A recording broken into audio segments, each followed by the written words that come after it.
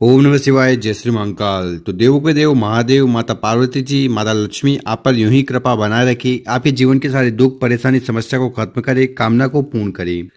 तो विशेषकर आज का जो उपाय है लक्ष्मी प्राप्ति को लेकर, साथ ही साथ आपकी कोई ऐसी दिल की बात है, कामना है, उसकी पूर्ति के लिए करना है। तो इस वाले उपाय में आपको इस प्रकार से हरे मूंग लेने हैं, समी पत्ते लेने हैं, गुड़ के टुकड़े लेने हैं और विशेष तरीके से उपाय कर लेना है। इस उपाय करने के बाद आपकी कैसी भी कामना इच्छा है ना, वो बहुत जल्द पूर्ण होने लगेगी। कामना चाहे वो धन संपदा को लेकर हो, व्यापार में नौकरी में उन्नति को लेकर हो या जीवन में सुख शांति को लेकर हो। तो भगवान भोलेनाथ को प्रसन्न करने के लिए विशेष उपाय है। कैसे करना है वो बताएंगे, उसके पहले इस वीडियो को लाइक कर दें, चैनल पर नए हो सब्सक्राइब जरूर करिएगा ताकि आपको ऐसी शानदार जानकारी हर रोज मिलती रहे। तो इस वाले उपाय में जो सबसे पहले सामग्री आपको लेनी है वो है समी पत्र। कितने समी पत्र की जरूरत है? मात्र आपको एक समी पत्र लेना है और जो समी पत्र लो वो कहीं से खंडित टूटा फूटा नहीं होना चाहिए। और जब भी समी पत्र लो ना तो इस प्रकार से आपको पूरा समी पत्र लेना है। इसके बाद जो अगली सामग्री आपको लेनी है वो है बेलपत्र। कितने बेलपत्र की जरूरत है?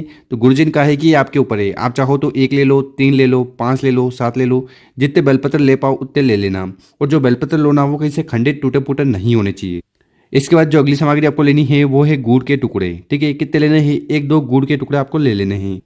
इसके बाद जो अगली सामग्री आपको लेनी है वो है हरा मूंग। ठीक है, तो हरा मूंग के कितने दाने लेने हैं? तो मात्र आपको एक हरा मूंग का दाना लेना है और ये कहीं से खंडित टूटा फूटा नहीं होना चाहिए। और आखिरी में आपको इस प्रकार से एक तांबे का लोटा लेना है और उस तांबे के लोटे में आपको अपने घर से जल भर लेना है। जल भर लिया, इसके बाद आगे जो हमने आपको हरा मूंग बताया है, बेलपत्र बताया है, ठीक है, समी पत्र बताया है और गुड़ के टुकड़े बताए हैं। तो इन सभी सामग्री को उठाना है और इस जल के लोटे में, जल के पात्र में आपको अपने घर से ही डाल लेना है।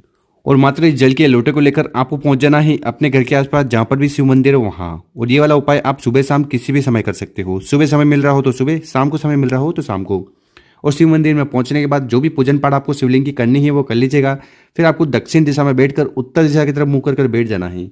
और आपके पास जो जल का लोटा है जिसमें आपने अलग अलग सामग्री समर्पित करी है, जैसे कि बेलपत्र हुआ, समी पत्र हुआ, गुड़ हुआ, हरा मूंग हुआ, तो ये जल का लोटा आपको धीरे धीरे कर उठाना है और पूरा पूरा जल आपको शिवलिंग के ऊपर ठीक समर्पित कर देना है। ओम नमः शिवाय, श्री शिवाय नमस्तुभ्यम इस मंत्र का जाप करते हुए यहाँ पर जल चढ़ाओगे तो जल बहता हुआ जलाधारी की तरफ से नीचे आएगा। तो यहाँ पर आपको अपना सीधा वाला हाथ रख लेना है और जल को अपने सीधे वाले हाथ में इकट्ठा कर अपने कंठ, मस्तक और नैनों पर लगाना है। इससे आपकी हर प्रकार की कामना पूर्ण होगी। अगर जीवन में दुख परेशानी समस्या है तो वो भी समाप्त होने लगेगी। इसके बाद आपको शिवलिंग के पास बैठकर विशेषकर भगवान भोलेनाथ माता पार्वती जी से प्रार्थना करना है कि आपकी हर प्रकार की कामना पूर्ण हो जाए, चाहे व्यापार को लेकर हो, नौकरी को लेकर हो, घर में सुख शांति को लेकर हो, विवाह को लेकर हो या पढ़ाई को लेकर हो। तो ऐसे प्रार्थना करते हुए आपको विशेषकर पहला वाला उपाय जरूर करना है। अब जानते हैं गुरुजी द्वारा बताया गया दूसरा उपाय। विशेषकर ये उपाय अगर आप करते हो तो पार्वती माता आपसे बहुत ज्यादा प्रसन्न होगी और आपकी हर प्रकार की कामना को पूर्ण करेगी। साथ ही साथ जीवन में जो भी दुख परेशानी समस्या है उन्हें भी समाप्त करेगी। तो शिव पार्वती को प्रसन्न करने वाला विशेष उपाय है।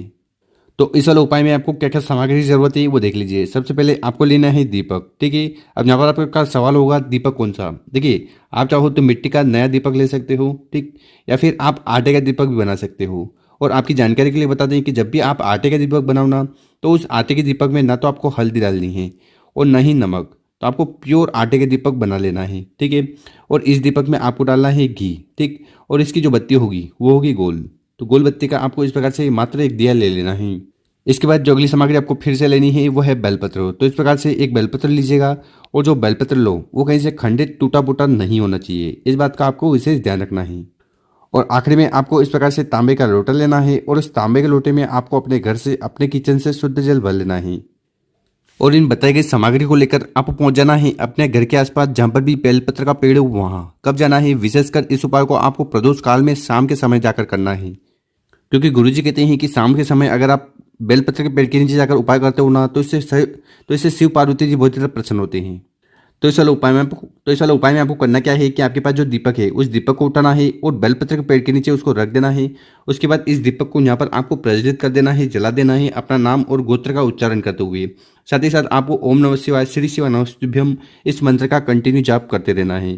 तो इस प्रकार से आपको दीपक रखकर इसको प्रज्वलित कर देना है और आपकी जो भी कामना है, समस्या है, दुख है, परेशानी है, उसके लिए प्रार्थना कर लेना है। दीपक का उपाय हो गया। उसके बाद आपके पास जो एक बेलपत्र है उस बेलपत्र को उठाना है और बेलपत्र के पेड़ के नीचे जहाँ पर भी कंकड़ हो, ठीक है, उस कंकड़ को आपको मानना है शिव, कि ये शिव जी का ही रूप है। तो उस कंकड़ को आपको शिव मान लेना है और वो एक बेलपत्र ठीक उस कंकड़ के ऊपर समर्पित कर देना है। ओम नमः शिवाय, श्री शिवाय नमस्तुभ्यम इस मंत्र का जाप करते हुए बेलपत्र समर्पित कर दिया। इसके बाद आपके पास जो जल का लोटा है जिसमें आप अपने घर से जल लेकर आए हो, वो जल के लोटे को उठाना है और ठीक बेलपत्र के ऊपर समर्पित कर देना है। ओम नमः शिवाय, श्री शिवाय नमस्तुभ्यम, इस मंत्र का जाप करते हुए। गुरुजी ने कहा है कि जो भी व्यक्ति इस प्रकार से बेलपत्र के पेड़ के नीचे जाकर विशेषकर शाम के समय जाकर एक दिया लगा देता है और उसको प्रज्वलित कर देता है माता रानी और भगवान भोलेनाथ के नाम से, तथा एक बेलपत्र के पेड़ के नीचे कौन से भी कंकड़ को शिव मानकर समर्पित कर देता है ना, तो उस व्यक्ति के जीवन की सारी कामना पूर्ण होती है। साथ ही साथ जीवन में किसी भी प्रकार का दुख परेशानी समस्या है तो उन्हें माता पार्वती जी बहुत जल्द खत्म करती है। तो इस प्रकार से आपको दूसरा वाला उपाय जरूर करना है। इसके बाद आपको बेलपत्र के पेड़ के नीचे खड़े हो जाना है और आपके जीवन की जो भी समस्या है, बाधा है, परेशानी है, जिसकी वजह से आप दुखी रहते हो, परेशान रहते हो, टेंशन में रहते हो, तो वह समस्या खत्म हो जाए, उसके लिए आपको विशेषकर माता पार्वती जी से प्रार्थना कर लेना है। इस उपाय करने के बाद आपकी सारी समस्या खत्म होगी और कामना पूर्ण होने लगेगी। तो गुरु जी द्वारा बताया गया बहुत ही अचूक और विशेष उपाय है, कर जरूर देखिएगा। और मेरे प्यारे दोस्तों, अगर आपको वीडियो 1% भी अच्छी लगी हो तो इस वीडियो को 5 लोगों के साथ व्हाट्सएप पर, इंस्टाग्राम पर जरूर शेयर करें और उन लोगों की मदद करें। ओम नमः शिवाय। मिलते हैं हम आपसे एक और नई वीडियो में।